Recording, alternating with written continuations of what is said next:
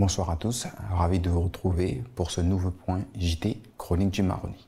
Ce matin, la CCOG a organisé une réunion avec les sociopros de l'Ouest. L'objectif était de faire le point sur la pertinence d'aide aux entreprises dans l'Ouest et préparer les mesures post-confinement. Alors, on a fait le bilan en fait du Covid, des conséquences du Covid auprès de nos membres et des entreprises de l'Ouest. Et on s'est rendu compte qu'il y avait beaucoup de difficultés, aussi bien au niveau financier qu'informationnel. Les gens ont du mal à comprendre toutes les aides auxquelles ils ont droit et ils ont besoin. Donc c'est pour ça qu'on a vu on a demandé une réunion avec la CCOG pour un petit peu nous éclairer et nous apporter des réponses en fait à certaines aides qu'ils pourraient nous apporter. L'idée de l'EIOG également, c'est qu'on a, du fait de toutes ces problématiques, c'est qu'on a étendu donc notre champ d'action aux communes isolées en fait. Donc on a des relais, aujourd'hui l'UEOG a des relais sur Maripasoula, Grand Santi, Mana, Apatou, pour nous permettre justement de faire remonter les informations auprès de ces chefs d'entreprise qui souffrent aussi beaucoup et qui ont besoin d'informations pour continuer leur activité en fait. Donc c'est pour ça que c'est important que tout l'Ouest soit représenté et ait des correspondants dans chaque commune. Alors on s'est rendu compte que finalement peu d'entreprises en fait avaient fait les demandes. Il y a eu beaucoup d'entreprises ont eu la capacité de prendre le chômage partiel. Après toutes les autres aides, les crédits auprès des banques couverts par la BPI sont très compliqués parce que même le crédit à taux zéro, les entreprises dans l'Ouest sont très fragiles. Donc se rajouter un crédit pour l'avenir en fait est très très compliqué. Après les crédits qui sont garantis en fait par la BPI sont très difficiles à avoir parce que les entreprises étant fragiles, les banques en fait ne suivent pas parce que l'État garantit à 90%, mais il reste les 10% et souvent les entreprises qui sont fragiles, les banques ne vont pas les suivre. Le constat, c'est que les entreprises sont en très grande souffrance, qu'ils ont de très grandes difficultés puisque beaucoup d'entre elles n'ont pas fonctionné. Même celles qui pouvaient fonctionner n'avaient pas forcément les moyens de mettre les gestes barrières et les différentes obligations concernant la protection dans le Covid-19. Donc, c'est difficile. Et puis aussi, il y a le surcoût de la sécurité, c'est-à-dire le surcoût d'achat des masques, des gels hydroalcooliques. Et donc, ça, c'est compliqué aussi pour les entreprises. Alors nous avons participé bien entendu dans le dispositif que la CTG a mis en place d'aide aux entreprises puisque ça se fait avec la CTG et les EPCI. Donc nous avons des dossiers qui ont déjà été traités dans ce cadre-là par la commission. Mais c'est important de voir que ces aides ne sont pas encore arrivées sur les comptes des entreprises, donc il faut peut-être accélérer les choses, voir comment on peut aller plus vite. Depuis le confinement, nous sommes à l'arrêt. Nous avons peu d'entrée d'argent, rien du tout. Et on a toujours les cotisations, les traites, tout se passe normalement. Au moment donné, on peut tenir 1 mois, 2 mois, mais après le 3e mois, je ne pense pas qu'on pourra tenir. Et dans le GUI, on est à 24 chefs d'entreprise. Déjà, la CTG propose un prêt à taux zéro. Même si on fait le prêt à taux zéro, ça va toujours rajouter encore des crédits. Alors ça va pas vraiment nous aider sur ça. La solution c'est de nous accompagner sur les subventions et ils nous avaient dit qu'ils arrêtaient les récits, les charges sociales. Tout continue comme d'habitude, rien n'a été arrêté. Si ça continue, oui, il n'y aura pas que moi, il y aura tous les 24 sont en arrêt. À quelques jours de la première phase de déconfinement, quels constats ont pu être relevés par rapport au territoire autochtone? Tout de suite, nous faisons le point avec Christophe Pierre, porte-parole de la jeunesse autochtone de Guyane. Je dirais qu'avec ce confinement, on prend le temps, enfin on est un peu obligé d'ailleurs de prendre ce temps-là et qu'on peut s'occuper en regardant des films ou en allant à la bâtie ou en discutant tout simplement. Et c'est ce que ce confinement-là a permis, ce temps-là en tout cas. Mais au-delà de ça, il y a aussi eu, on va dire, une expression de l'identité renforcée amérindienne. Et ça va des challenges jusqu'à un mouvement de solidarité, que ce soit avec l'intensification de leur paillage illégal, que ce soit avec ce qui se passe à Camopi, que ce soit avec les clusters qu'il y a eu dans les différents villages.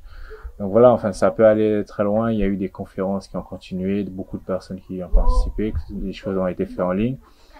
Il y a une commission ad hoc qui a été créée par le Grand Conseil pour réfléchir sur la gestion de cette crise, mais également après, quoi. Donc voilà, je pense qu'il y a aujourd'hui, on est à la fois très fragilisé dans le sens où il y a beaucoup de personnes qui sont dans des difficultés économiques et sociales dans les villages, mais on est également conscient que on a un cadre qui est quelque part un peu plus avantageux, que on n'est pas enfermé dans 30 mètres carrés en plein centre-ville. En fait, on a de l'espace.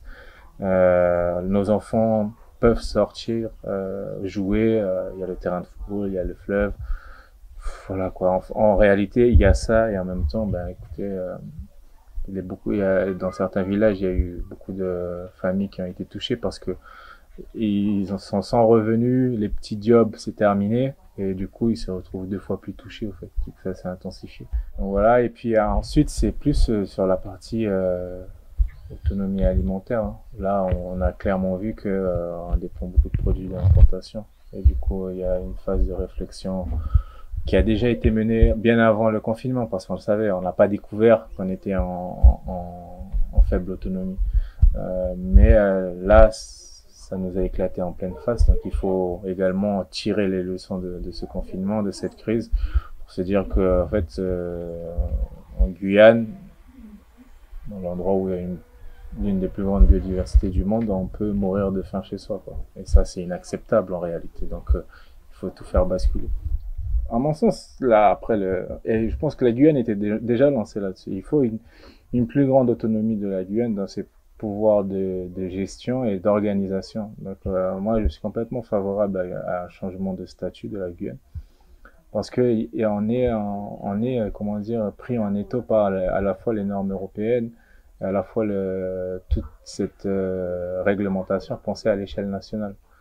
Je dis pas pour là que voilà on va abandonner la loi Hulot, on va retourner chercher du pétrole, mais juste de se dire que par exemple pour faire boucaner de la viande, on n'a pas besoin d'un bois certifié Union européenne, du bois de hêtre ou je sais pas quoi, alors qu'on fait du boucanage depuis des centaines d'années.